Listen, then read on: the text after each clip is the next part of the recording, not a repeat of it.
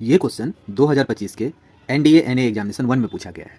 Question इस प्रकार से है, if fifth term, seventh term और 38th टर्म जो है of an AP are in GP में दिया। बोल रहे हैं जो किसी एपी का 5वां, 7वां और 13वां टर्म जो है आपका वो जीपी में है, then what is the ratio of first term to its common difference. तो उस एपी के पहले टर्म और कॉमन डिफरेंस का जो है रेशियो क्या होगा। यदि एक एपी के 5वें, 7वें और 13वें पद जीपी में है तो इसके पहले पद का इसके सर्व अंतर से अनुपात क्या होगा। ऑप्शंस है आपका -3, -2, 2 और 3। तो हम देखते हैं इस क्वेश्चन को किस तरह से सॉल्व करेंगे। इस क्वेश्चन को सॉल्व करने के लिए बेसिक सा दो कंसेप्ट आपको सिर्फ अप्लाई करना है। एक तो पहला आपको ये पता होना चाहिए जो टी एन टर्म जो होता है एपी का वो होता है a + n-1 इंटू डी।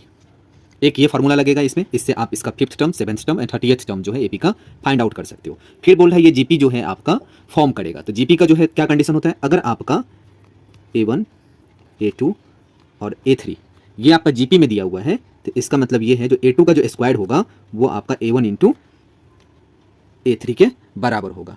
ठीक है, तो अगर 3 टर्म्स आपका जीपी में दिया हुआ है तो मिडिल टर्म का जो स्क्वायर होगा वो अदर 2 टर्म्स के प्रोडक्ट के बराबर होता है। तो हम इस क्वेश्चन को शुरू करते हैं।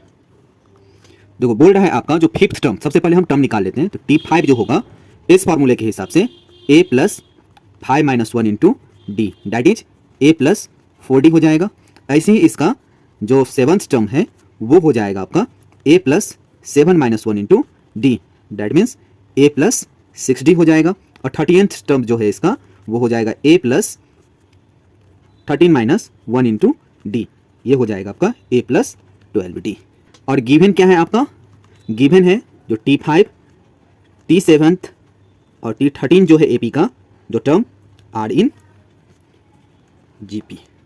तो क्या हमने अभी जस्ट देखा है ये रूल, जो T7 का जो स्क्वायर होगा वो आपका T5 इंटू T13 के बराबर हो जाएगा। तब इसमें वैल्यू पुट करो आप, तो यहाँ से हो जाएगा T7 मतलब A + 6D का whole square is equals to, ये हो जाएगा आपका A + 4D into A + 12D। अब ये आप लिखोगे A + B के होल स्क्वायर से इसको हम एक्सपेंड कर देंगे तो ये हो जाएगा आपका A² + 12AD + 36D²। और इसको हम x + a into x + b के फॉर्मूले पे एक्सपेंड कर देंगे तो ये हो जाएगा आपका A² + 16D into a + 48D²। तो ये देखो इधर भी आपका A² है, इधर भी A² है, तो कैंसिल आउट हो जाएगा। ये हो जाएगा आपका 12AD + 36D² is equals to 16AD, इसको सही कर लिया मैंने, 48D²।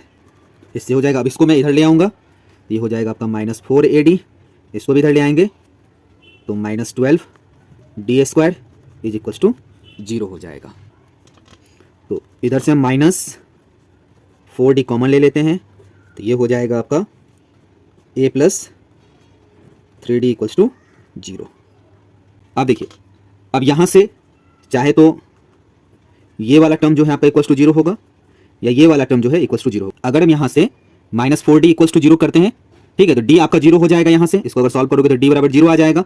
अगर यहाँ से D 0 हो गया तो इसका मतलब कांस्टेंट टर्म जो है वो 0, इसका मतलब एपी का जो तीनों टर्म है वो आपका सेम हो जाएगा। तो ये आपका जीपी जो है फॉर्म नहीं करेगा। ठीक है, ये तभी जीपी फॉर्म कर सकता है जब आपका ए जो है आपका वो आपका 0 हो जाए। ठीक है, तो मुझे A + 3D को 0 लेकर के चलना है, इसीलिए A + 3D इक्वल्स टू 0, इसलिए A बराबर हो गया आपका -3D। तो हमें क्या फाइंड करना था, फाइंड करना था जो रेशियो है पहला टर्म और कॉमन डिफरेंस का उसको।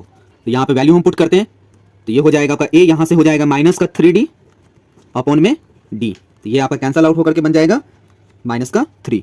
तो आपका ऑप्शन जो है दिया हुआ -3, -2, 2 और 3, तो इसमें से आपका आंसर सही हो जाएगा A। अगर ये वीडियो आपको पसंद आई है तो इस वीडियो को आप लाइक करें, चैनल को सब्सक्राइब करें। मैं इसी तरह के इंपॉर्टेंट वीडियो जो यूपीएससी के अलग अलग एग्जामिनेशंस के लिए रिलेटेड होते हैं उसको मैं इस चैनल पर रेगुलर बेसिस पर अपलोड करता हूँ। तो आप दूसरे वीडियो को भी जाकर के विजिट करें। अगर आपको पसंद आए तो इस चैनल को सब्सक्राइब जरूर करें। तो थैंक यू।